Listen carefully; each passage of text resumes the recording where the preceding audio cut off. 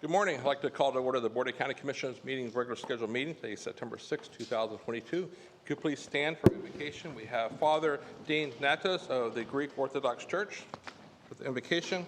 Then please remain standing for the Pledge of Allegiance.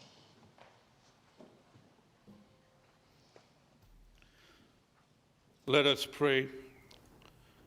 Lord, as we gather together here today, as each one of us offer our entire being, we ask that you will send down upon us your love and mercy. We thank you for this new day. We pray that all of us, especially these your servants, our Lee County Board of County Commissioners, would join in loving this county we call home, just as you love this place and people. Give these our leaders, Lord, your wisdom and courage. Help them listen first to you, to the whole community, and to one another. Help them speak to those in our community who are in the most vulnerable and rarely heard. We pray for their families and all families within this county as they seek to live as good neighbors. Lord, bring peace in the whole world and to our Lee County. Continue to give us favorable weather and abundance of the fruits of the earth and temperate seasons. Guide and permit our county commissioners to serve and govern in peace, that through the faithful conduct of their duties, all citizens may live peaceful and serene lives in order to fulfill the purpose of life which you have given us. Amen. Please join the Pledge of Allegiance. I pledge allegiance to the flag of the United States of America and to the republic for which it stands, one nation, under God, indivisible, with liberty and justice for all. Thank you, Father. Please be seated. We have some ceremonials this morning and some celebrations. We'd like to first call Lulu up this morning. We have Pablo and some staff here from the Animal Services. Tell us some great programs going on this month in Animal Services. Lulu. Here comes Lulu. She is a loving little dog. Very strong English bulldog. Morning, this is Lulu. Lulu is a 1.5-year-old old English bulldog, and we're trying to find a home for her. Betsy's here somewhere, so I think maybe she's Brian her. Oh, that's right. Yeah, Betsy got the one last year. Last month we had the program Clear the Shelters. How did that work out? Yeah, it worked. Well, it was phenomenal. We had a great response from the community. We had folks lining up 4 o'clock in the morning, and we didn't open until 9. We had some technical difficulties in the building, but we got through it. We adopted out 47 dogs and 31 cats. Wow. So it was a good day. We actually cleared all the cats in the building that day. And we got a program coming this month for seniors? Yes, the program for this month is, adopt a senior pet, and you'll get a reduced rate of $25 with an approved application, though. See, Roger, you can save some money there.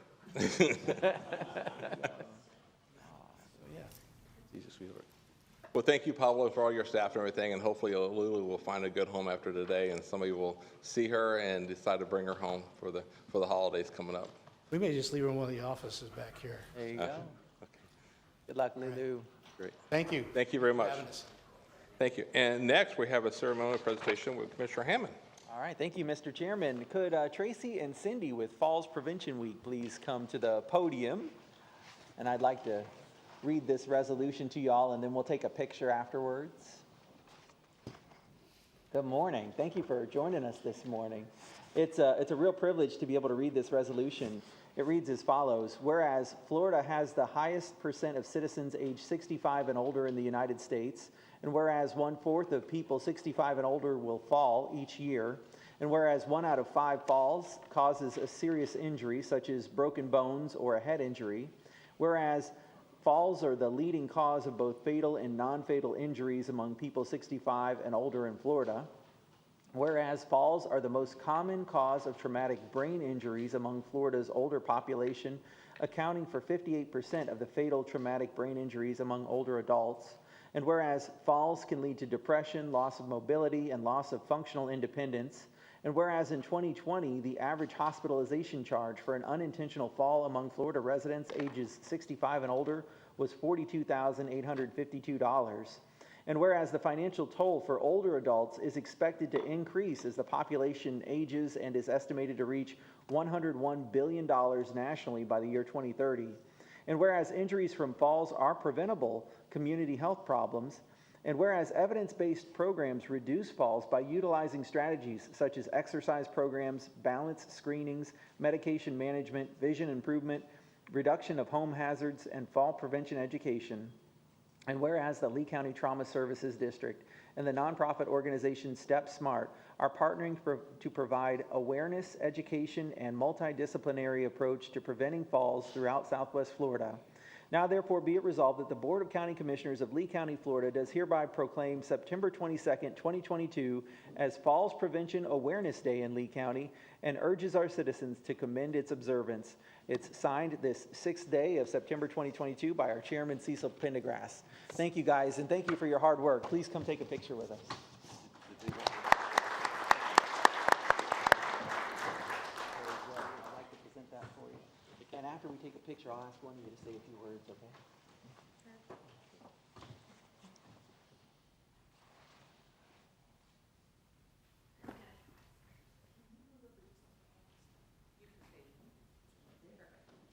All right, and 1, 2, and 3. One more. Thank you. Good morning, Commissioners and fellow citizens. We want to thank you for this proclamation. We also want to make sure that we are thanking our partners in all of the falls prevention that we do. Our partners are not only EMS, but also our local fire departments. They play a big role in our Step Smart program for falls prevention. They also provide it. They also do some surveys, and they do contact 211 for further eval if needed in the home. So we thank everybody, and we do have a big event coming up on September 22nd from 9 to 1 at the North Fort Myers Parks and Recreation Building. Everyone is welcome to that, and it'll be talking about falls prevention and doing some health screenings as well, and it is free. Thank you. Thank you all for what you do. Thank you, Cindy. Thank you, Commissioner Hammond. If I could, I'd like to, before I go to the next agenda item for the next ceremony, I'd like to recognize some employees. The last few weeks, Lee County, we've had some wins, and I'd like to recognize that. First of all, I'd like to thank the County Attorney's Office, Amanda Swindle, Joe, Michael, you went up to Tallahassee last week for that cabinet hearing, and I think Russell's here too. Russell Schultz here from the private side. I'd like to recognize him before he leaves too. The county, we won that case for Bay Harbor, and so your staff did an amazing job. So thank you, Michael, and all the community development staff. Dave Loveland, I think you're here too. Your staff was a great help for that. And I'd also like to recognize Tamara Pygott. Tamara, could you come to the podium, please? I think you have something you want to show everybody, right?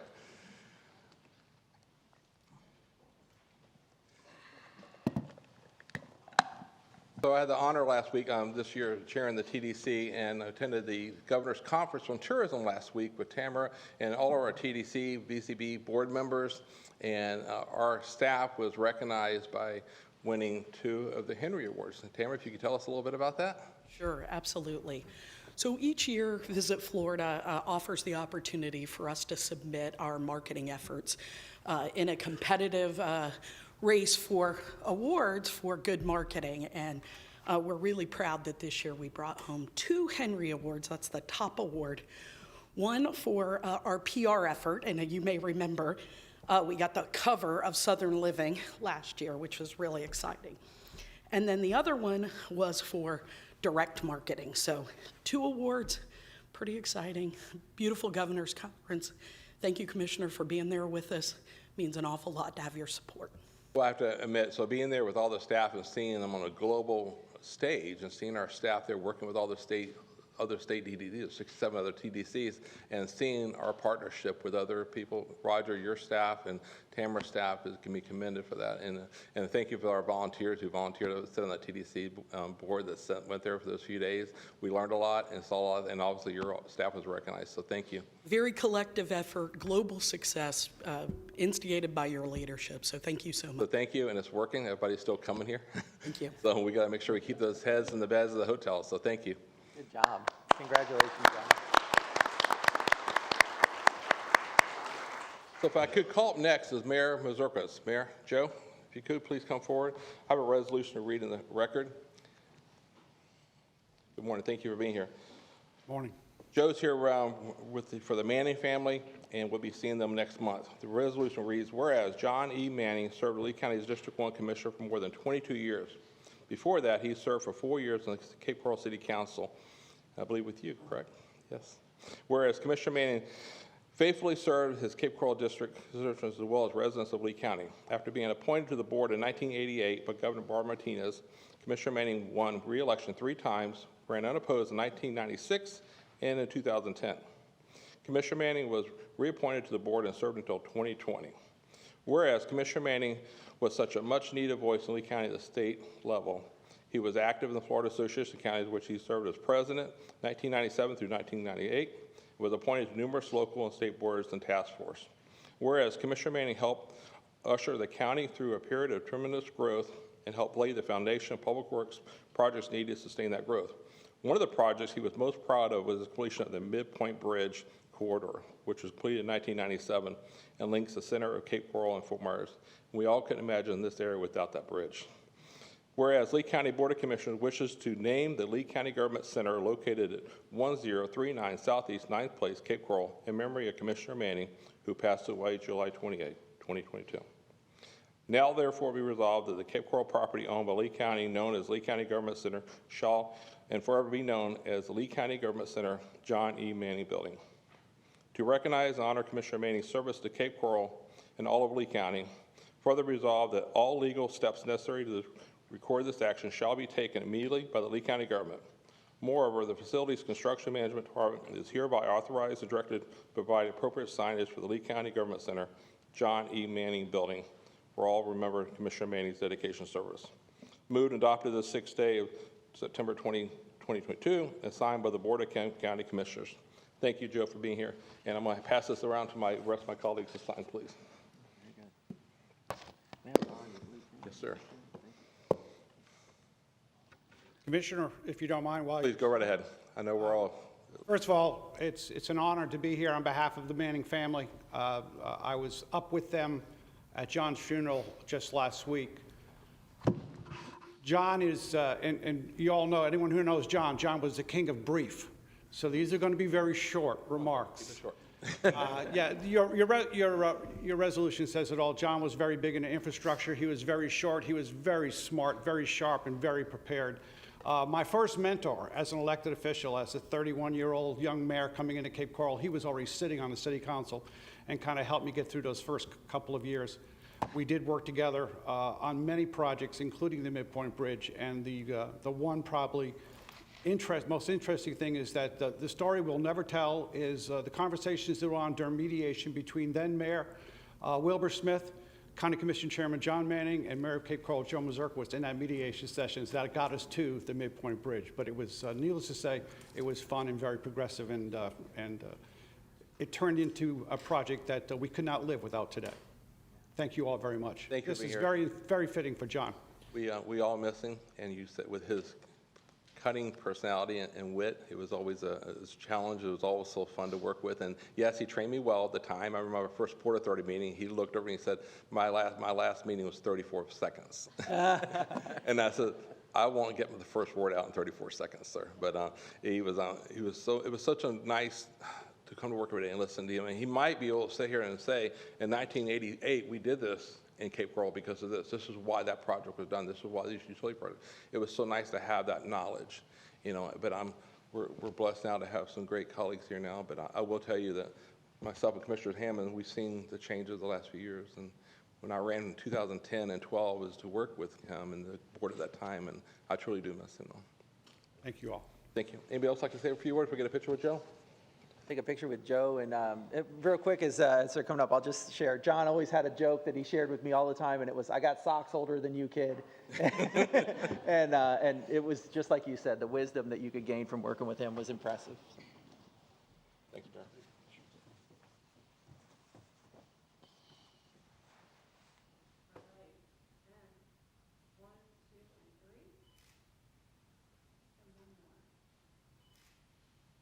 Thank you. Thank you, sir. Thanks again. So Don, we'll see you next month.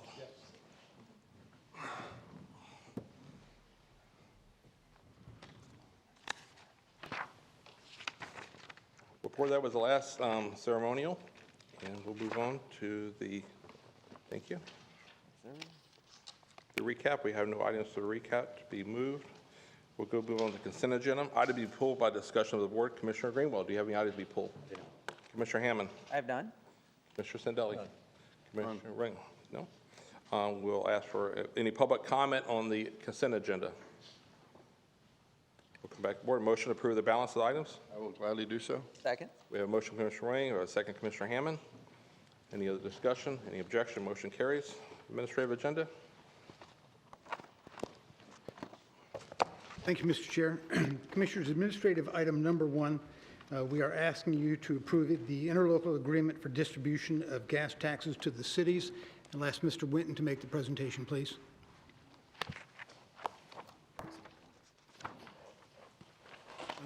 Glenn Salyer is going to make this presentation.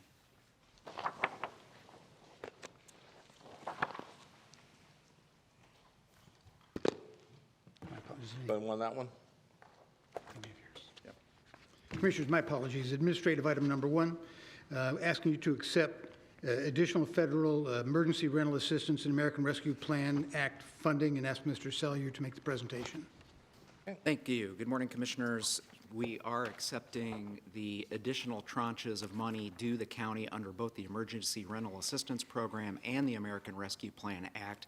These are not new funds. Recall that the federal government didn't release all of the money at once, so we're accepting the final payments for these programs. If you'll bear with us just a few minutes, we do want to remind people viewing this meeting at home how the board has allocated these dollars. Start with the Emergency Rental Assistance Program. You can see that that will provide $41.7 million of rent, water, sewer, and electric bill payment assistance to thousands of people in the county, and we would like to recognize the really hard work of Mary Tucker, Nicole Turner, Lucy Maldonado, and Sandra Ryan, who have done yeoman's work leading an entire team of people over in the Public Works Building who have administered this program for more than a year and a half, and it'll be 2 years by the time it wraps up here. So we thank them for that. If you can go to the next slide, please. I do want to put this in the larger context of all of the pandemic-related housing assistance that this board has approved. So over the last 2.5 years, this board has allocated $98 million for housing assistance, not only the rent and mortgage payment assistance, the utility assistance, but also the construction of affordable housing units and a wide range of homelessness prevention and assistance services. And if you'll go to the final slide, I'll wrap up with the American Rescue Plan Act funding. You have broadly allocated these funds for infrastructure to include Big Carlos Pass Bridge, utilities projects. You've partnered with over 60 not-for-profits and the United Way to provide direct human services to county residents. We're expanding the Emergency Operations Center. We're investing heavily in mental and behavioral health services. Again, affordable housing projects are in this mix. Lots of public safety, food bank assistance and food distribution, providing lots of small business assistance through these monies, and lots of assistance to our workforce. So they're getting training, they're getting child care assistance, and also youth services education provision for their children. A little bit of tourism work in there is being done to help bring back some of that international market that we lost during the pandemic. So really a broad range of services being provided. If you have any questions, I'll be happy to answer them. Any questions for staff? Okay. Will have any public comment on this item, administrative item 1? Please come forward.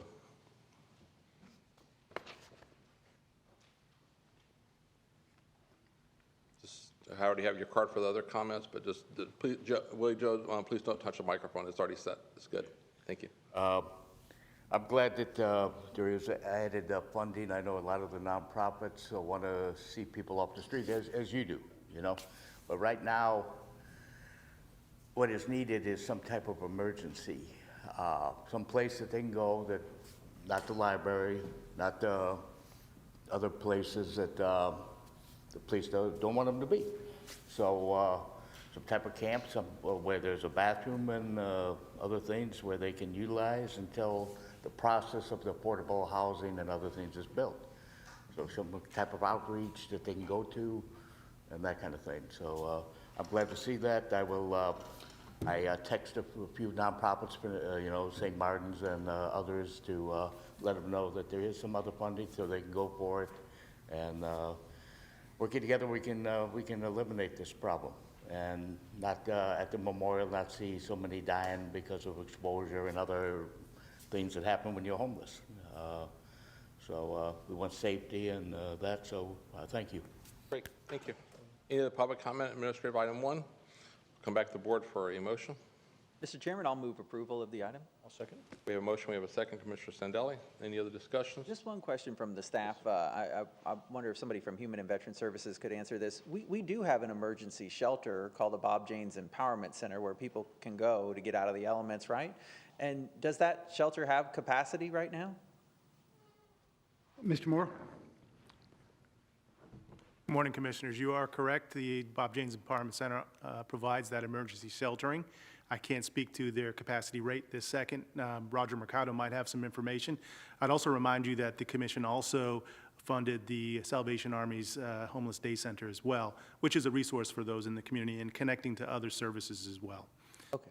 So those resources are out there and we're putting money towards them. So, okay, very good. Absolutely. Thanks. Great, thank you. Any other questions? We have a motion, second. Any objection? No objection, motion carries. Number 2. Thank you, Mr. Chair. Administrative item number 2, we are asking you to approve the master interlocal agreement for distribution of gas taxes to the cities. Pete, will you make the presentation, please?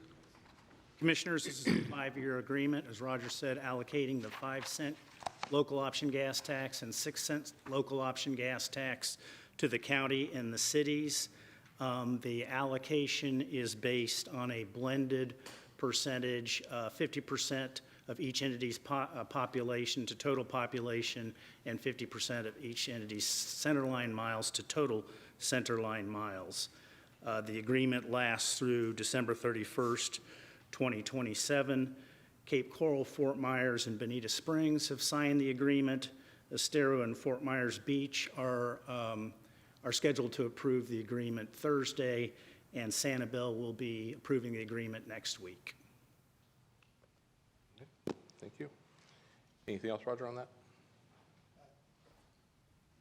that? Commissioners, by approving this agreement today, you have enough cities that constitute 50% of the greater than 50% of the population within those incorporated areas, which then imposes the rest of the formula on all cities. Although we expect them all to approve the agreement, it's just this would be unusual for you to get it before the cities actually approved it.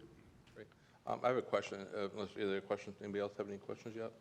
Commissioner Wayne, go ahead. Sure. Just for the record, this was an item I recall very vividly. I remember speaking to Commissioner Hammond at the time when I was mayor of Sanibel. This has been 3 years delayed from when it was going to be implemented, if I'm correct, Pete.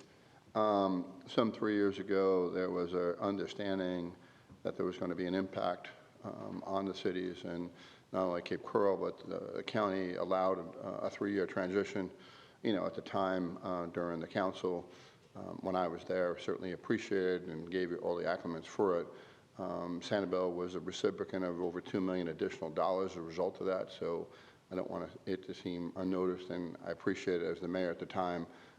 Both Mayor Smith, who was Councilman Smith, and Councilman Johnson were on the council at the time too, so they gave you great accolades. But thank you again. I know this isn't necessarily fair to some of the other cities, but we as a county have postponed this and try to enable them to have an opportunity to transition into this. So I applaud everybody here. Thank you. Roger, if a city does not agree with the future, I know Pete said there's 2 cities voting next week and then another one voting the week after. What happens if they vote against accepting it? As a practical matter, nothing changes, Commissioner. The cities still continue to get the dollars that are part of the that are outlined in the spreadsheet based on the formula, and we will allocate those dollars for the 5-year period unless you deliberate on that or open that agreement again and direct us to do otherwise. Great, thank you. Any other questions for staff at this time? Any public comment on item number 2? Any public comment? We'll come back to the board for a motion. I'll move approval, Mr. Chairman. We have a motion by Commissioner Hammond. We have a second by Commissioner Greenwell. Any other discussion? Any objection? No objection, motion carries. Thank you. Administrative item number 3. We have to authorize the chief hearing examiner's annual merit increase. This will take a motion for the board and a percentage increase based upon the evaluations and based upon the performance. Anywhere the contract reads anywhere between 4 to 6%. Anybody have any questions before we call for public comment first?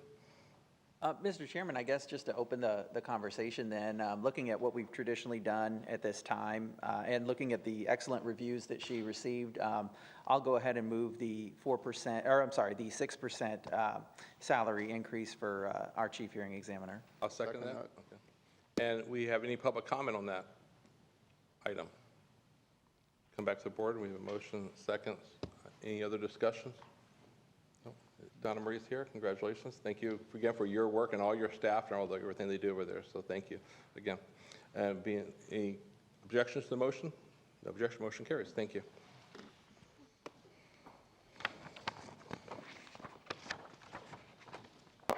Thank you. Public hearings. Morning. Good morning, Amanda Swindle with the County Attorney's Office. I have your first public hearing this morning, and it has been legally advertised. This is a hearing to adopt and certify the solid waste special assessment tax rolls for this fiscal year. The solid waste rates were adopted on August 2nd, and this is the final step to get those assessments onto the tax bill. Staff is here if you have any questions. Great. Any questions for staff on this public hearing number 1? Great job again last week. Thank you. Okay, any public comment? Back to the board for a motion. I'll move approval, Mr. Chairman. We have a motion. Second. I do have a comment, if we could incorporate, I just think it's something we need to do. This obviously is a situation where we come across, and we should just look at this, continue to look at COLAs and things of that nature as it comes into contract. Many times people aren't aware of just the increases that are going on there. So, you know, as we start to have more of these contracts, I know we have one for water coming up shortly. The increase is certainly, if we keep in mind the COLA aspect of this. I know the water contract we're all going to receive sometime in the future didn't really have a COLA component, and there's a pretty significant increase we're going to go through. So whenever there's an opportunity to obviously augment that increase, if we could look at COLA as a way, I just think that's a good consideration. Great, thank you. Any other discussions? We have a motion, we have a second. Any objection? No objection, motion carries. Thank you. Morning, Commissioners. Michael Jacob. We have your second public hearing. It is the second of 2 public hearings to adopt a campus development agreement for FGCU. The affidavit is sufficient, and we'll enter that into the record now. The proposed amendment will adopt changes to reflect changes in the Florida Gulf Coast University over the past few years. It will adopt an extension to the duration of the development agreement and provides for additional revisions reflective of grammatical changes and some minor issues with exhibits. Staff is here to answer any questions. We recommend adoption of the campus development agreement. Thank you. Any questions for staff at this time on this item? No? Any public comment on public hearing number 2? Come back to the board for a motion. Move approval, Mr. Chairman. Second that. We have a motion from Commissioner Hammond, a second Commissioner Wang. Any other discussion? Any objection? Motion carries. Thank you. Morning, Commissioners. Morning. Joe Adams with the County Attorney's Office. This hearing has been properly advertised and I have the affidavit of publication for your clerk. This is a hearing to adopt an ordinance dissolving the Copperhead Community Development District. It's been declared inactive by the state of Florida. If there's any questions, we'd be happy to answer them. Any questions at this time for the county attorney? No. Any public comment on public hearing number 3? You want to come back forward for a motion? Move approval of the requested motion, Mr. Chairman. I'll second it. We have a motion from Commissioner Hammond, second from Commissioner Greenwell. Any other discussion? Any objection? Motion carries. Thank you. Public hearing 4. Okay, Commissioners, your fourth and final public hearing this morning. This is a hearing to adopt amendments to the Land Development Code regarding our dock and shoreline regulations. These amendments were directed by this board back in January. They have gone through 3 committee hearings and been continued by this board 3 times. Today, staff is asking you to go ahead and adopt these amendments. We do have some feedback from industry representatives. For the most part, they're in agreement with the proposed regulations, but we do have 2 points of disagreement as articulated in some emails that you received. The points of disagreement regard the number of slips that are permitted under the Manatee Protection Plan and the side setback on artificial water bodies. At the end of the day, staff is just unable to support the requests from the industry representatives, and staff is here today to answer questions regarding those points if you have them. But again, we are asking you to go ahead and adopt these amendments as proposed by staff today. Thank you. Thank you. Any questions at this time? Commissioner Wayne. Amanda, would you be so kind to articulate the actual differences, the 2 you referred to, how many slips and Absolutely, what I'll the do my differences best. So the first point of disagreement regards the Manatee Protection Plan's definition of a residential slip as limited to 2 slips. So the draft that you have before you limits the residential slips to 2 slips with the ability to seek an administrative deviation. So if you can justify, based on parameters, a 3rd slip, you do have the ability to seek that administratively.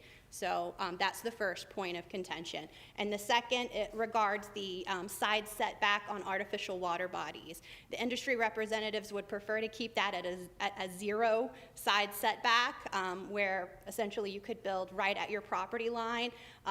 Municipalities generally have added these side setbacks to kind of stop neighbors from arguing and building right up against each other. And we understand that even with the side setback, we may still get some of those complaints where neighbors are disagreeing. But for the most part, staff believes that that side setback will help alleviate some of those concerns. So. Thank you. I have a question. Amanda, is this consistent what Charlotte and Collier County are doing north and south of us as far as recognizing the adoption of these? I believe so. I think we have DCD. Is Adam Mendez here today? No. Yes. Okay. He was the one, he's the primary drafter of these amendments, and he did the research, but I do believe it is in line with other counties and municipalities. Well, I'm asking this way, Bonita Springs and Collier and the water line is consistent. You know, I was just wondering if they're doing the same thing in Collier County and Charlotte County, just north of us. Is that, are we consistent in what they're recognizing there? Good morning, Commissioners. For the record, Adam Mendez, Senior Planner with the Zoning Section. You are correct, Mr. Chairman. We've taken a look at municipalities across the board, north and south of us, and within Lee County, and most municipalities, including the ones you've mentioned, include side setbacks to help create some space between dock and mooring facilities. Is that because of maintenance and just because of just? I think it's fundamental to create space between development on nearby properties. Our code recognizes docks as an accessory structure, just like a shed.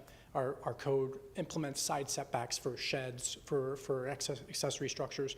So it seems to us that it would be a betterment in comparison to what it is currently to include a minimal side yard setback. We've also evaluated the degree of setback, and what we're proposing is 10% in most cases, the shoreline of that property's frontage. So it's not a massive setback, it's a minimal setback, and with the neighbor on the other side obliging by that side setback, we can implement some space in between. We'd also like to point out that there are 3 distinct possibilities to reduce that side setback that staff is recommending you adopt. There's a setback agreement between neighbors that they can go in with their neighbor and record an agreement for something less than the required setback to 0.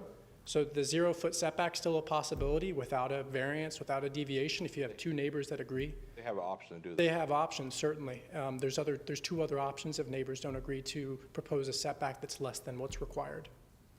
And I know like seawalls are continuous, so that goes to the property line. That's just obviously for the seawalls, but are they thinking since the seawalls are continuous that they could just join the docks together? I mean, I'm just saying I personally wouldn't want my dock touching my neighbor's dock, but I understand in some cases they may want to. Like you said, neighbors could agree to do that currently though. Yes, they can agree to it if they're on good terms with each other. Typically, they'll review each other's design. What this is going to do is it's going to help stimulate that conversation instead of it happening without any conversation, because currently as drafted, the artificial water bodies, you can go right up to your property line or side riparian line. In natural water bodies, in natural water bodies, there is a side setback currently, and that helps tremendously with stimulating that conversation. Great, thank you. Any other questions? Yeah, I have a question. When you say 10%, is that 10% on each side of the property? Correct. So 10% on each side? Yes. So total 20%. Is that what you're saying? Yes, that's correct. That was it. Great. Any other questions? Mr. Sandell? First of all, thank you for taking a look at this again. These always can be a little contentious and stuff like this. I applaud the fact that the solution came up with some options so people it's not hard and fast. The only last question I have is if two neighbors come to an agreement and one neighbor eventually sells, does that default back to the original policy, or does that have to be carried forward? It is recorded and it runs with the property. So it's in a recorded format. It runs with the property. They should be aware of it with some good title work. Thank you. Great. Thank you. Any other questions before we call for public comment? Yeah, just real quick, Mr. Chairman. So just for clarity's sake, though, we're actually adding new here. So currently, before we make any changes, before we vote on anything today, currently, if you wanted to propose more than 2 slips, you would go through the Manatee Protection Plan review, and if that Manatee Protection Plan review said, yes, you're eligible for more than 2 slips, then you would move forward with more than 2 slips. Is that how it would work generally? Yeah, that's how it would work. Staff sees the first issue. No, and I apologize for interrupting. So what we're now adding to that is we're going to add a special exception or variance process that you'll have to go to then after the Manatee Protection Plan has already said, yes, you're okay with 3 slips. Now we're going to add another administrative review after that. And in my briefing, I think I was told that could take somewhere around 30 days, that extra review that we're now adding. So the review, the Manatee Protection Review is in that deviation. It's actually encrypted in that deviation request. That's what we're proposing at this point. Right now, the Land Development Code doesn't specify in the code that there are 2 slips, there's a 2-slip cap by right in artificial water bodies. But if you look into the Manatee Protection Plan, that is present. So we're just looking into memorializing, bringing that from the Manatee Protection Plan into the Land Development Code, making it transparent. Does the Manatee Protection Plan supersede the Land Development Code, though? Yes, it is the governing document. You've already got it in the more important document. Oh, okay. And then and I appreciate the work that you guys put into this, by the way. I've heard nothing but amazing compliments about our staff throughout this whole process. You guys have really done an amazing job. The other thing that I was just going to talk real quickly about that I noticed is something we're adding is so we've never had the setbacks before. So you've always been able to do this. And now we're adding regulations about setbacks. So it's not like the people who might come today and talk about, hey, we'd like to leave things the way they are asking for anything that they haven't had. For 140 years of Lee County history, you've been able to build it without these side setbacks. But now today, if we vote yes, we're now taking away basically 5 feet on each side of the person's property that they used to be able to build on. So that's how I read it today. And and as I look at it, I'm interested to hear the public comment and just see how we work around this. Thank you. Thank you. Thanks. Any other questions before we call public comment? Okay, first public comment would be Joe Mazurkowitz.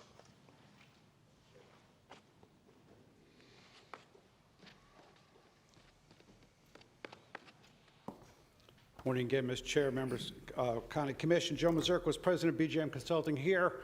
As my role as Director of Government Affairs for the Southwest Florida Marine Industry Association. The Industry Association represents marine interests from Lee County all the way up to Hernando County, all of Southwest Florida.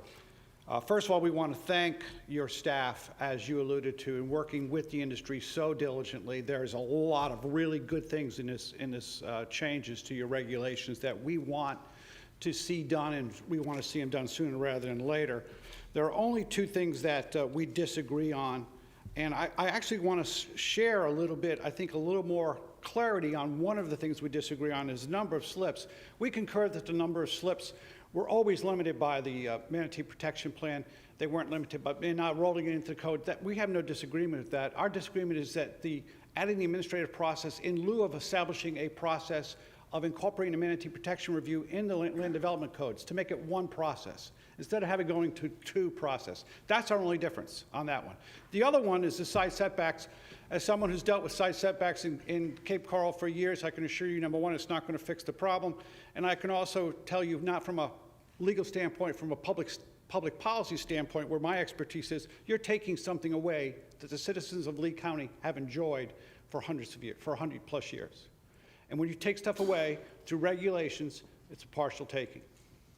And that's going to negatively impact the marine improvements associated with residential structures throughout man-made water bodies in Lee County. That is the size and breadth of what you're discussing with that little 10% or 5 feet each side, whatever. Countywide, you're taking away a lot of opportunity for marine improvements behind residential structures and man-made water bodies that have been enjoyed by Lee County residents since the inception of the county. And we ask you to do, if you do so with great caution. Thank you. Next speaker is Brett Stokes. Morning, Brett. Good morning. Brent Stokes. I'm owner of Stokes Marine. I'm also a waterfront property owner, resident of Lee County. I'm here to talk about the setbacks predominantly this morning. Staff views the setbacks as an improvement to the code. They've made that clear to us in our meetings. They also feel that it's growth management. My suggestion is that there are very few canals in Lee County that haven't already been built on, okay? That the docks aren't already there, okay? Maybe the houses are being torn down and rebuilt or being remodeled or added onto, but the improvements on the canals have already taken place. I sent you guys prior to the last meeting when it was extended an aerial shot, shows Trawler Lane. To my knowledge, that's the only canal in this county with brand new development waterward of the seawall. 100% of those docks are built to the property line. Not most of them, 100% of them. Obviously, the county residents want to build their docks to their property line. They don't want a side setback, or that new community wouldn't have 100% of the docks built to the side lot line. Staff views it as a betterment of code to put the side setbacks in. Go talk to all the people on Emily Lane. Go talk to all the people on Nancy Lane and ask them if it's an improvement. Okay, I sent you guys an aerial. 28 of the 117 would comply with the current setback. It's not hard. Click on an aerial, a couple clicks on the mouse, and one can see this. I stand in these customers' backyards. I stand in y'all's residents' backyard on a daily basis. I have discussion with them about their boats. I have discussion with them about ingress, egress, water depth, view corridor from their house, all the variables that go into a dock design. A lot of them, the majority of them, want the ability to build to their side lot line. It's not hurting anything. Yes, we can get a side setback waiver. Yes, we can come in for a variance. There's still an avenue.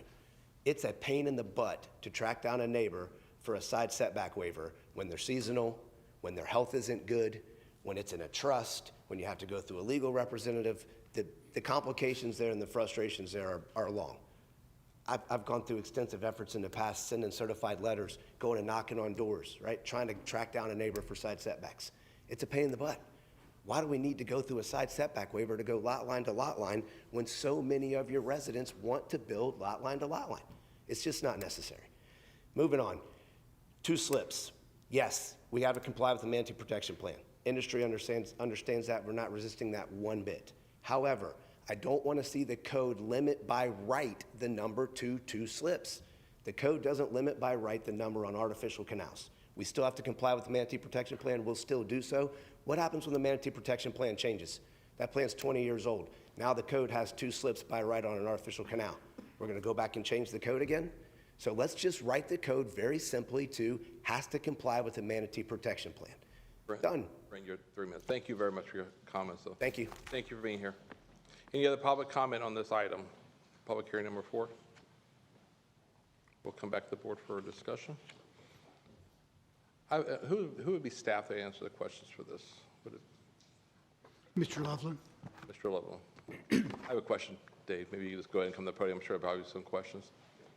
So we heard some public comment. So my question, if we are currently not doing that now, as far as having the avenue for you to go through administrative process to get the neighbors' agreement to do 0 distance between the lot, the build out, we just heard public comment, the gentleman say that it's a nuisance to go try to locate a neighbor that's either ill or is out of state or absentee landlord. If they're currently not doing that, why are they doing that now? Or are they doing that in another county? Is that the practice he was saying? He goes through the certified letters and trying to contact neighbors? That would be in other jurisdictions. That's the difference. So other jurisdictions have this same thing, and they have a way to get there, just have to go contact the neighbor to get approval.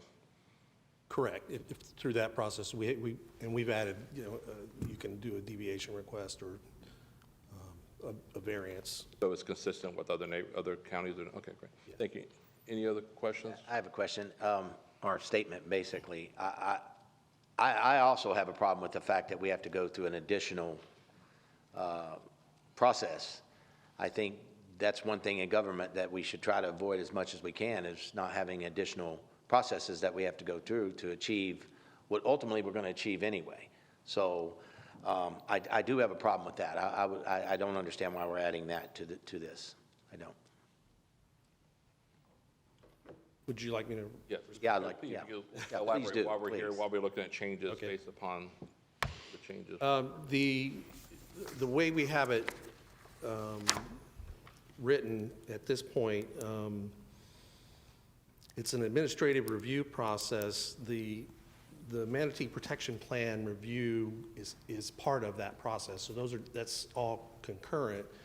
But by having an administrative review process, there's an application, there's a record that provides protection for the homeowner down the line. And we have a record in case there's a question about our implementation of the Manatee Protection Plan by the state or federal review agencies. That if we're ever audited in that sense, like we are with our FEMA regulations, we have a way of saying this is our process. They submitted an application, we reviewed it against these criteria, and they were approved, and then we have this record.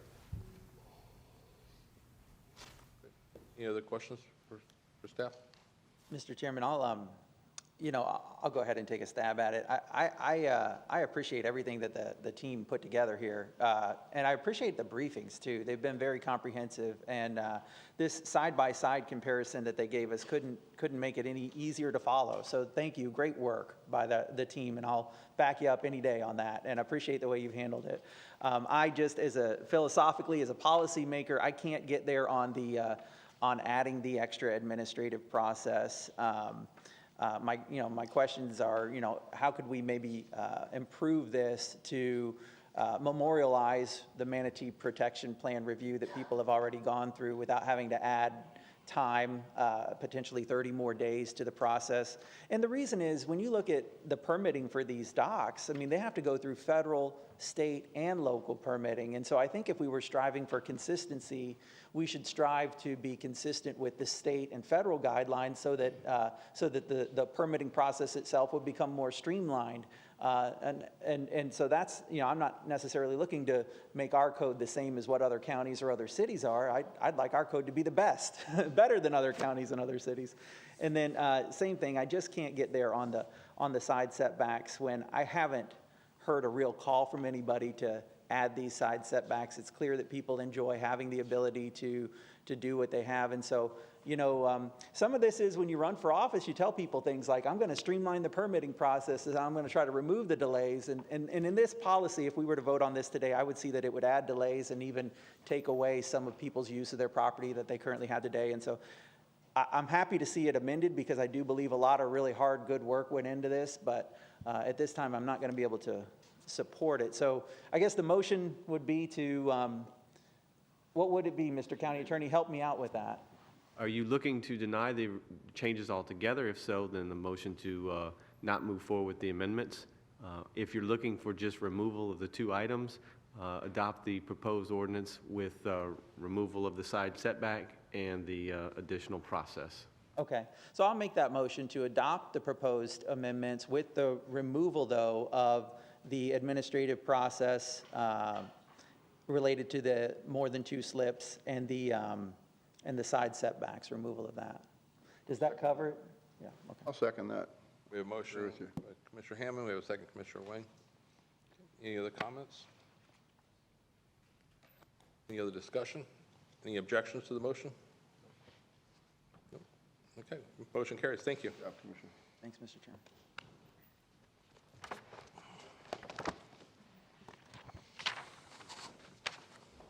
We have no walk-on carryovers, and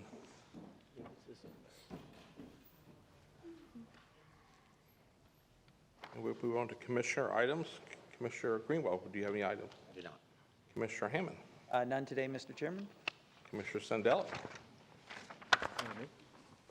Commissioner Sandeli, do you have a commissioner item? Yes.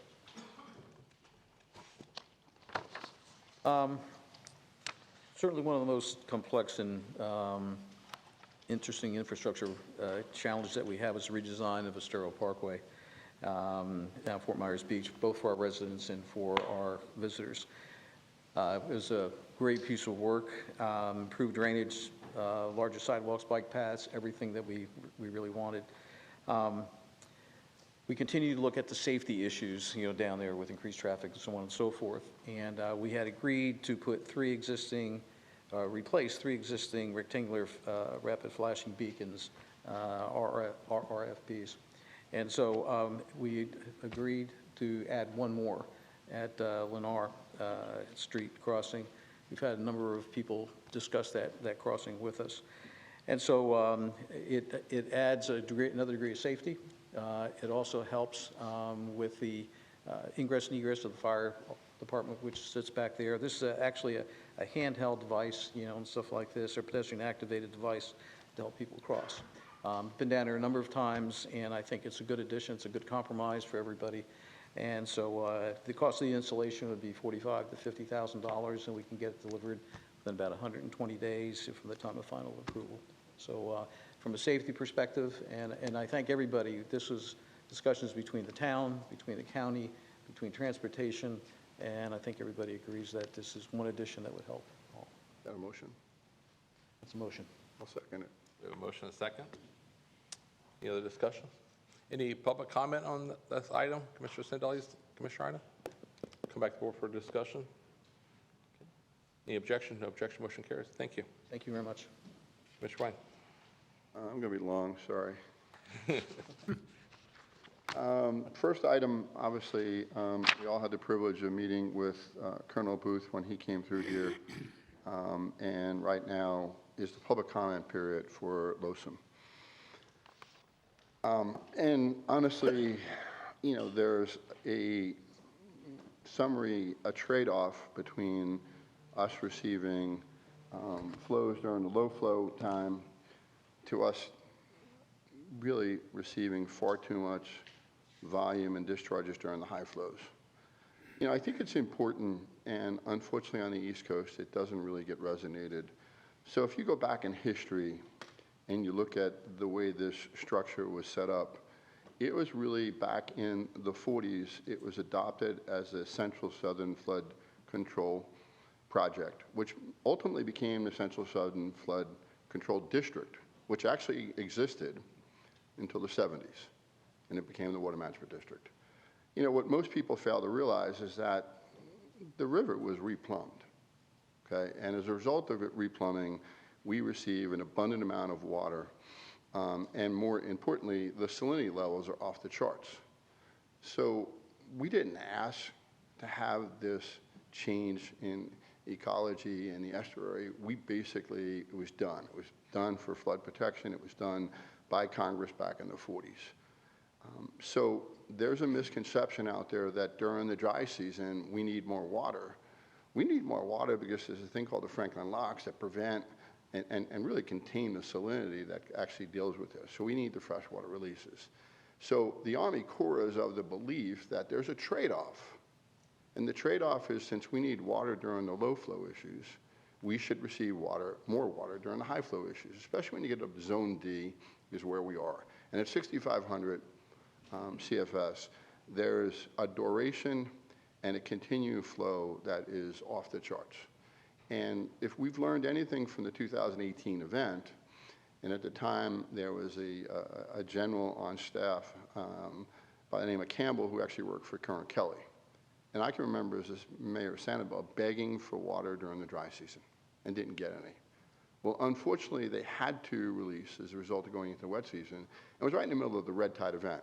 Well, the water school basically has determined, okay, that doing any high flow releases during a red tide event is only going to make it so much worse. It's like putting gasoline on top of fire. And now that we have science and we talk about blue-green algae, we need to consider red tide. So there's a letter that I've worked with staff and certainly been vocal. You might have seen it on my pack I wrote out on this. And this has been something I've been advocating for a long time. We need consideration at the high flow level. And we need, for nothing else, if we need to receive water, there needs to be a pause in the high flow releases, because most scientists and the water school has weighed in on this, will allow obviously the ecology of the estuary to actually improve, give it an opportunity to rebound. So there's a letter that I obviously asked for your consideration that's been put in the package as a commissioner item. Staff has put it together, as well as, more importantly, talking points on the water control plan. We went out of our way in Lee County to hire our own modelers. We went out of our way with the city of Cape Coral as well as Sanibel to do that. And his comments are certainly part of this letter, but the letter needs to go out. It's before September 12th. I'd like your indulgences to make sure it's okay for me to send this letter out. It addresses basically exactly what I had indicated. More importantly, it talks about the science that needs to be taken into consideration before we just open up the floodgates. I have a question, or I was just, full disclosure, I was in the lake last Thursday. So I know the lake is actually down. So we're obviously releasing a lot of water right now with all the rain. So are you asking, or what you're saying, just so we all kind of understand, that we should do less of the releases during the summer as far as amount of volume, so we do a little bit more when we need the water to go through the river? So, Commissioner, honestly, great question. We have really gone through and managed this lake in a different way the last 4 years. There's no projects that come online. There's been nothing to obviously change. What has changed is managing the lake 12 months out of the year. The additional water we're receiving is actually from our watershed. There's been a lot of rain, so we actually receive water from our watershed, and there's been a significant amount of that. What we'd like to continue to do, and the lake is at 12.57, I believe, today. Okay? We've had the lake at now at 11 and navigated through this. Water supply certainly received their water. I just want a 12-month consideration. It needs to be this situation. And moreover, okay, we've put $1 billion into Lake Okeechobee and Herbert Hoover Dike and restoring it. When we're in critical points, there needs to be an opportunity to freeboard and hold another 6 inches of water. We need to use that capacity because we're no longer at a flood risk. Okay, there was always the flood risk, there was always that situation, but $1 billion we all advocated for. Governor Scott at the time was the one that actually allocated the funding for this. So the threat is not necessarily there, and all I'm just looking for is a consideration, because right now we're kind of half pregnant. We're in Laws 2008, we're not at LUCIM yet. So there's operational flexibility that we need to continue to have. Based on the science, we just need for the consideration at the high flow releases to stop and pause, especially if there's any red tide event or anything of that nature, and give it an opportunity to pause. But yes, specifically during the dry season, we're looking for more water because the MFL that's required is only 457. Okay, there's not anyone around that would say the fresh water that's needed, 457 CFS, cubic feet per second, is adequate enough to maintain the low salinity levels we need. So we obviously need more water during that period of time. And I understand the balance. The balance is making sure water supply, and all the stakeholders actually have that. But we need to do a job, and we need to look at the consideration. As someone that advocates on the West Coast and is appointed by the governor, My job, obviously, is to make sure during the high flow issues, we look at science and let science drive this. And science says, let's hold as we go through these massive releases and hold for a little bit. Give us a chance to breathe, give us an opportunity to certainly catch, our breath and go again. But imagine like 12 months of the year is really essential. And that's really been the big difference over the last 4 years. That's what we've done. Obviously the governor was frustrated, fired the water management district. So we have an opportunity to do this. We just need to continue to do this. And anytime there's a new change or a new kernel, there's a new learning curve. And I know staffers continue there, but it's just a temperament. In my discussions with him, he certainly thought there was no need to continue to give more water during the dry season, and there was certainly some hesitation in that. The trade-off is that we obviously need to give water during, wet season and during a storm. I get that. I understand the issue. Just look at science and look at the information we've put together. And I think our team of consultants have done a great job at doing this. So I'd like this letter to go out. I want your indulgences for it. But that's really the history behind it. I think that we not only write a pretty accurate letter, but we also go through the water control plan and suggestions that our modelers have made that really need to be taken into consideration during the September 12th, obviously briefing. Commissioner Wayne, thank you. And obviously, we've been talking about this ever since I've been here the last 10 years. We constantly send letters and stuff. I apologize. I do not have your letter with me. I haven't seen it yet. I just returned from the conference, but I will get it today, but I have not seen it. When you say, question, when you say, who would be addressed the letter to? Would it be to So the letter goes Army Corps? to the booth. Okay. Okay, because obviously there's a public period where you have an So it's a public comment related to, So September 12th, there's a cutoff for public comment. that's for the lonesome schedule? Correct. So there's 45 days. There was a report given out, the EIS report, Environmental Impacts Statement, where, you have 45 days to comment. So September 12th, we either get our comments in or we don't. We don't meet before, obviously, before September 12th. So I put together this as quickly as I could, and it's staff that drove this as much as I'd like to say. I've certainly been engaged in this process. I've done everything I can from obviously my own interest in this, and as I can. But I'm looking for the board's indulgence to send this letter out that staff drafted, okay, and they've been totally supportive of this letter going out. So the staff drafted the information. You say science, backed by science. Is the science you mentioned a water school? Is that the FGC water school? Correct. So are they up and running now? I didn't realize they were actually doing anything that's not political. I mean, so they're actually up and running and doing studies. Correct. So I was just down there with Noah Valenstein. I was down there, obviously, with head of that school, and they are doing actual studies on a lot of microorganisms. I mean, they've really been doing various studies, and there's a study that actually was done and quantified by the water school that red tide obviously only gets worse when you have high nutrients and releases at the high flow issue.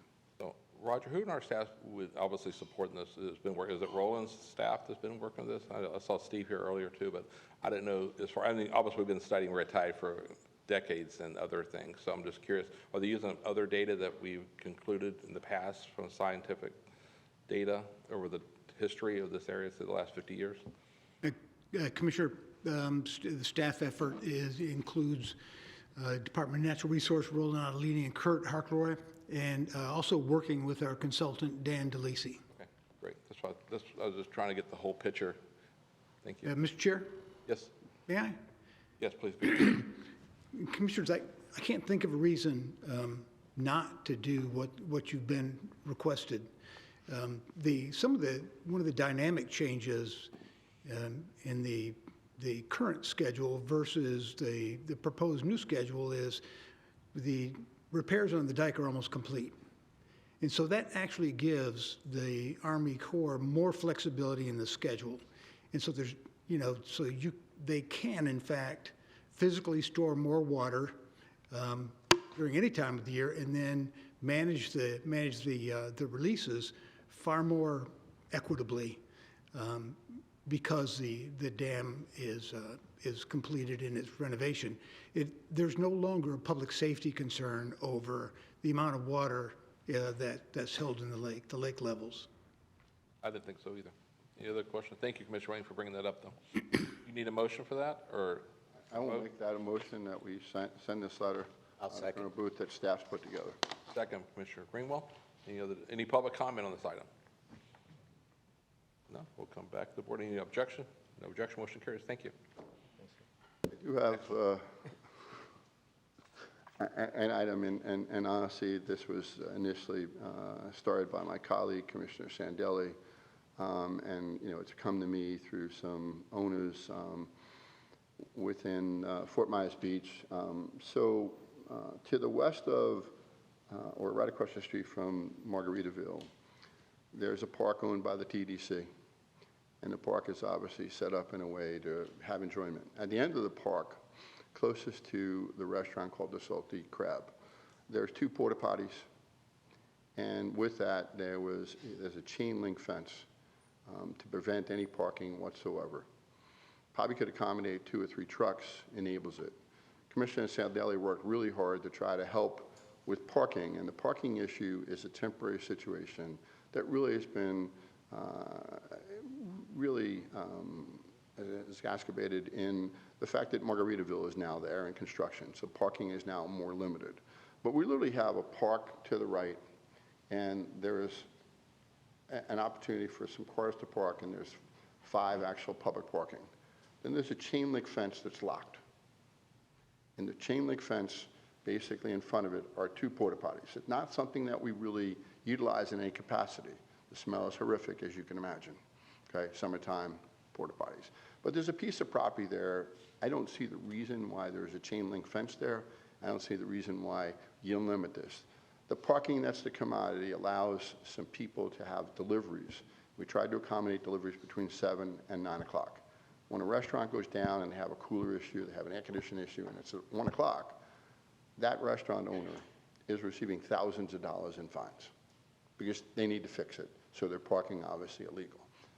What makes no sense to me is there's this opportunity to obviously allow, and I've sent staff pictures of this, I've worked with Roger, but Commissioner Sandelli worked on this forever. And it just continues to amaze me that we can't utilize this in a temporary situation to allow some of the businesses that really are starving for parking. It's our piece of property. I'm sure there's an opportunity for us to do some type of improvement. The people next door, there's probably an opportunity if we wanted to charge rent. But there's literally this chain link fence there that there's no purpose whatsoever. So it's just a chain link that, and then there's probably property that's a couple hundred feet goes to the beach. You know, I sent staff pictures. I'm sure you're aware of this situation. It just seems to me the simple situation is take the chain link fence down temporarily, work out an agreement, and do what we can to try to help the restaurateurs here. I know you worked at it for a while. I worked at it, and to me, it just seems like a simple solution, although it's not that simple. Roger, do you want to chime in? I'm not aware of it, so I don't know who owns the porta potties and why is it there and why is this lane being used? Yes, sir. Go ahead. Commissioners, this, as you know, Commissioner Sandelli brought this item to you quite some time ago. I think it's been over maybe a year ago or more. And at the time, this parking exists, or potential parking exists within the town limits. And we referred everyone to the town to try and get it's a town issue. They should be resolving the problem, but they haven't done that. And so now it's back before us. And Mr. Chair, the answer to your question, Dave, who owns the porta potties? We do. Well, we own them, Commissioner. Okay. Why don't we build, is that by Crescent Beach? I'm just trying to picture. Yes, sir. Correct. Yeah. Why don't we just build regular bathroom facilities there, if there's room for that? We fund that across the county now in TDC funds. Unfortunately, they are trailers. The only reason we cannot build there is they have to build them too high. So we have to be able to move them in any certain circumstance, like an event comes. We have to be able to move them. So they're essentially temporary restrooms. Due to storm surge or because? Yes, storm surge, storm event. This town's limitations on that. Yeah. Okay. Yes, that's correct. So, Commissioner, where we find ourselves is there's really no other alternative that we can find. I really had the expectation that the town was going to be able to work something out, but they've not been able to do that. So, Commissioner, we should have done this a while ago, Commissioner Sandelli, I think. Well, I mean, when you only have so much space down on the island, And so not only for visitors and so on and so forth, but for the businesses. You know, those businesses are key. I was down there numerous times, and Jesse, if you'd like to chime in on this, we looked at every alternative from moving spaces around. What I was told was that beyond that chain link, you know, that required a permit, required certain surfacing, so on and so forth, and there was a distance requirement, I think from the beach, you know, to where this is. So I try to go to local expertise and give guidance on this, but I understand the need for this. We looked at, first thing we did is we extended the parking for the people owning the restaurants. That helped a little bit, but as Commissioner Wayne said, if something goes down during the middle of the day, you need to let's get away from the delivery side, let's get away from the operational side of keeping those things running. And, but I didn't feel that there was a solution that Parks and Rec would recommend on that, but I'll defer to Jesse, who's been very helpful in all this. Jesse, you want to add some comments? Mr. Lavender? Would it be possible too, I don't know, while Jesse's up here, could you pull up a satellite, like using maps? Would you like to? Yeah, I was looking at it on my phone, but I figure for everybody else who wants to see it, you could just pull up Google Maps or. See the chain. Yeah. It's not an insurmountable barrier. See the chain? Yes. See the rest of the parking spot, rest of the beach there. So is that Sterling Boulevard behind it? Correct. So they want to go on this side? I mean, it's my suggestion, yes. On the sand, though? Correct. And so they could obviously accommodate it. They can make the owners are more than willing to do any type of improvement to help that particular situation. But the impediment is, you know, it's not being used. There's a chain link fence, as you can see. And more importantly, there's 2 porta potties that it's really not a useful piece of property. It's used as a volleyball court. It's used as a park, but this is just dead space. So it's owned by the TDC. Correct. So Suggestion may be that let the owner improve the property and have the owner pay some type of rent. Temporary situation. I'm not looking for this to be permanent, but, you know, Margaritaville is going to be built. The business owners are now getting thousands of dollars worth of fines. To me, this is a piece of property that we can use at least to alleviate. Going from 7 o'clock to 8 o'clock to 7 o'clock to 9 o'clock, it helped, but it helped about this much. So that's sand across there, the half of that sand, but you can't really tell on the video.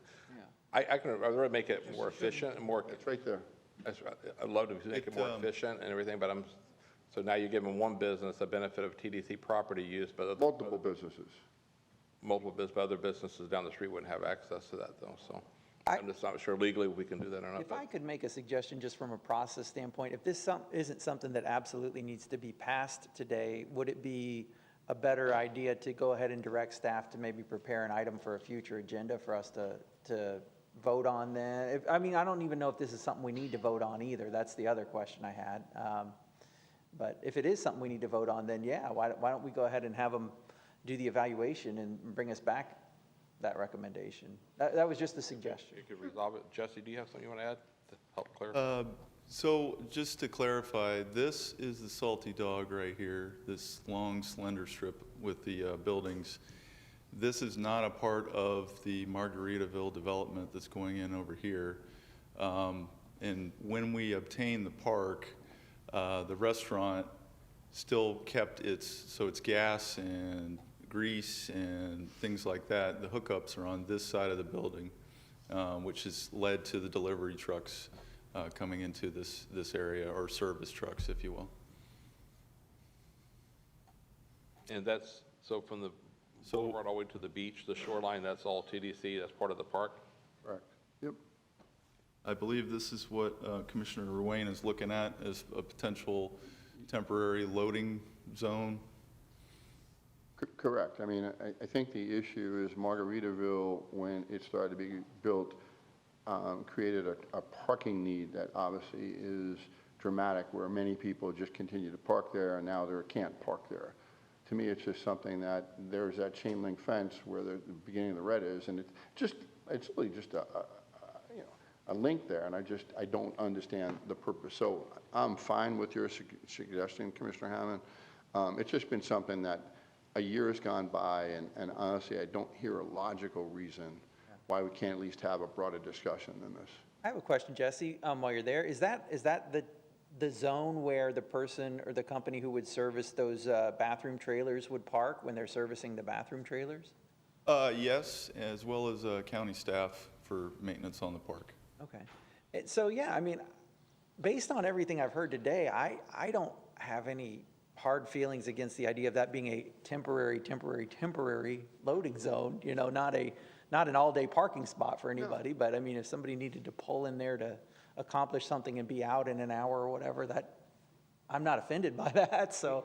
Is that to service the restaurant there? So it's to service the restaurant, like Commissioner Hammond said, it's a loading place where you can come and go. I mean, there's restaurants across the street, Beach Whale's there's many people. And the reason I got engaged, obviously, was that many of the business owners knew me, obviously, from Sanibel, and parking is always a commodity. So can we think outside the box temporarily to allow people to load? Because if they load at 9:15, they're getting inundated with tickets.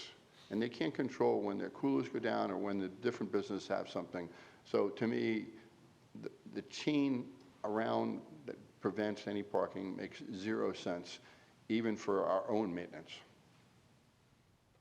So they're just servicing the restaurant, meaning they're bringing the gas in, they're bringing the food in, that just deliveries and things for that restaurant. Right now, they're parking, they're taking their tickets, and they're just doing exactly what they need to do. And it's thousands of dollars worth of tickets.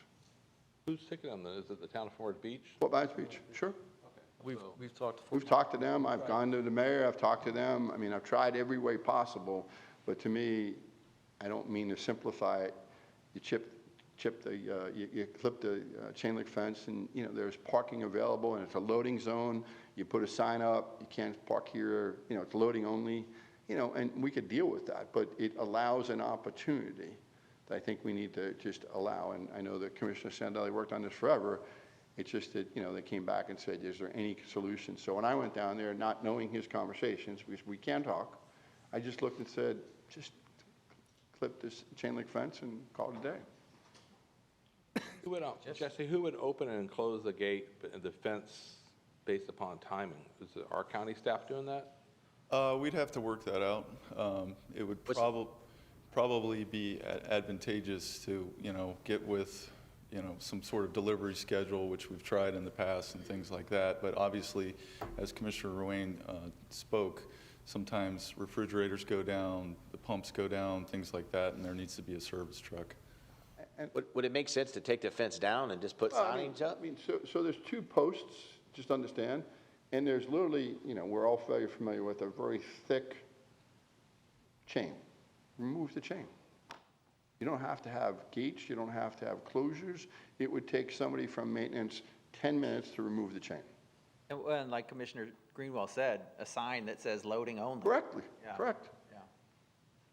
Jesse, when we spoke about this numerous times, there was an issue about a permit for that land and stuff like that. Where did that go? Where did that end up with?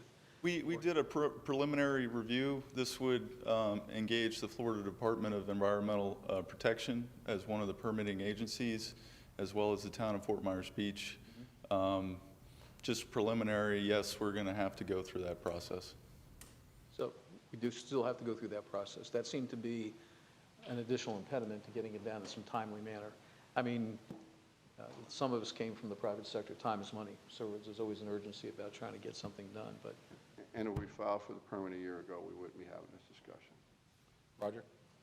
Commissioners, that when we took a look at this, the first time, we would have to engage the environmental agencies to obtain a permit. But if this is a temporary proposition, then we do not. so what's the long-term solution then? If we do this temporarily, it's hard to give something to it's hard to give something to somebody and then take it away at some point in time. So Margaritaville is going to open up. Parking is going to be a whole different thing. It's a construction site right now. And again, having talked to the business owner, the difference is Margarita got built, parking became more of a problem. Margaritaville would be built, and obviously there'll be opportunity because everything's blocked off there. Anything near Margaritaville, even the side streets where you used to be able to park, they're blocked off. So all the owner is saying is, as soon as Margaritaville is open, great, no problem, the side streets will be available to us. Not looking for anything other than temporarily. He bought the business knowingly that there was going to be an issue, but he allowed and was afforded the opportunity when Margaritaville wasn't built to park there. Now Margaritaville's built, and that's the problem. So, Commissioner Wayne, so you're saying when Margaritaville's done, they're going to have access to that north side of the property to get to their gas, and So they still won't be able to get to So it? it's not even just the gas, it's just parking. So you can actually have so Margaritaville's right across the street and right on the opposite side of Margaritaville.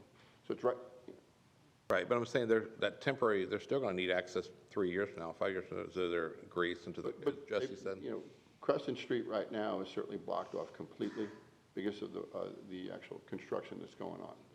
So there's your problem. I mean, so it's multiple businesses there that actually anyone want to drop off a supply, any type of supplies whatsoever. It's just, Crescent Street has created the problem, in my opinion. Yeah, that's, Michael, do you have any comments about, Andrea, as far as the TDC property? If the board so chooses, we'll work with staff to figure out a solution.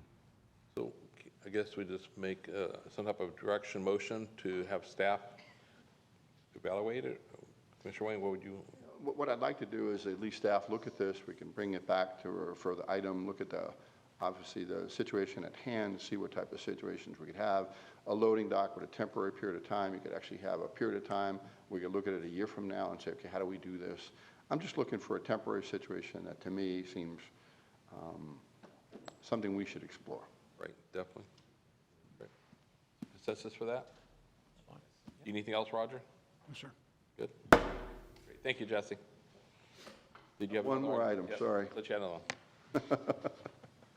one. So we had, out on Captiva, we have a ongoing situation trying to determine the opportunity for septic for Captiva to connect to Sanibel's system. We did two amendments. I'm asking for consideration for a third. It can come back at another time. I'll ask staff to do this, but there's a third amendment needs to take place. It's for the affluent, to obviously measure the affluent. We're into this study, just around $200,000. It is the closest to shovel-ready when it comes to septic conversion, but the affluent's an important ingredient. There's a $45,000 bill for Tetra Tech. I could certainly submit to staff, bring it up another item, but it's just an item that, unfortunately, with the holiday weekend, I was remiss in actually having this attached. I sent it all to you, but there is multiple amendments that we've done to this. This, we do believe, is the last item associated with this that's necessary for it to go through. So I'm open to bring it back another meeting. It's $45,000. It's an amendment we need to do. There's a current item that's out there. We would do the amendment, approve it, send the $45,000. So we're in a position to finalize this shovel-ready project out in Captiva with Sanibel. Any questions? Mr. Chairman, I'm going to support this idea. It makes a lot of sense, and it furthers the project we've already committed to. Just a question real quick. I mean, this was competitively bid, all of that, went through all the appropriate processes. Yeah, so it's been, Sanibel's done since day one, certainly gone through the necessary bids. This is the last piece of the puzzle before the transmission line and the funding for this, so yes. I'll second it. Okay. Any public comment on this item? Come back to the board for a motion, a second. Any other discussion? No discussion. Any objection? No objection? Okay. Thank you, gentlemen. I am done. You sure? Thank you, All right. Commissioner Ryan. No, good. Hey, I'd like to recognize, I didn't see him at first, but our private appraiser and and clerk of court's here, Kevin and Matt. So thank you for being here this morning. Sorry I didn't recognize you guys earlier. I couldn't see you at first, and I looked up and saw you a few minutes ago. So thanks for being here this morning. I have one item. I'd like to get support for a letter of support for Seminole Gulf Railroad. Seminole Gulf Railroad has contacted a few of us, and they're asking for a letter from the Board of County Commissioners on their behalf to recognize them for a 2022 CRISI grant application to improve all rail lines between Arcadia, Punta Gorda, and a portion of Fort Myers line. The Board of County Commissioners could just give approval of that. We'll draft a letter to send in support of their grant application. Everybody okay with that? Got motion? We have a motion. We have a second. Any public comment on that? Come back to the board. Any objection? No objection. Motion carries. Thank you. Committee appointments. Commissioner Greenwell. No? Commissioner Hammond. Thank you, Mr. Chairman. Today I have two reappointments. I'd like to reappoint Carl Baracco Jr. to the Executive Regulatory Oversight Committee, and I'd like to reappoint Ronnie Simpson to the Roadway Landscape Committee. Second. We have a second. Any public comment on that? Any objection? No objection. Motion carries. Thank you. Commissioner Sindelli. Commissioner Wink. Okay, I have one. I'm going to need a motion and a second. Reappointment of William King to the EROC Committee. So moved. We have a motion. We have a second. Any public comment? Come back aboard. Any objection? No objection. Motion carries. Thank you. County Manager items. Roger. Thank you. Nothing further today, Mr. Chair. Okay. County Attorney items. Thank you. We'll see Richard next time. Okay. At this time, we have public resolution of matters of concern citizens. We have two cards. Danny Ballard, please. After Danny, Willie Joe Schottmeyer.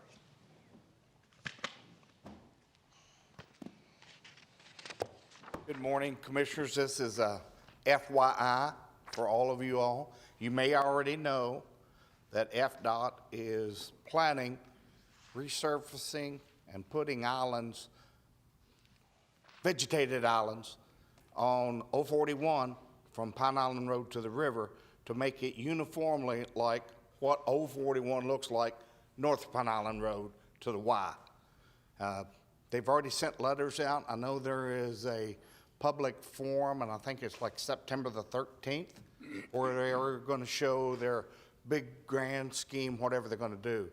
And then, but there's no timeline on the construction starting. They said it's going to happen in 22, though. So, I don't know, Randy, you may have heard something on this. It may be something you want to send out to everybody as it gets closer. I know I'm representing Norfolk Myers. I'll be there on the 13th because I want to see what it looks like. If it stays, like they said, new sidewalks, resurfacing, and islands that's vegetated like the trees and things that's north of the road. So that's one.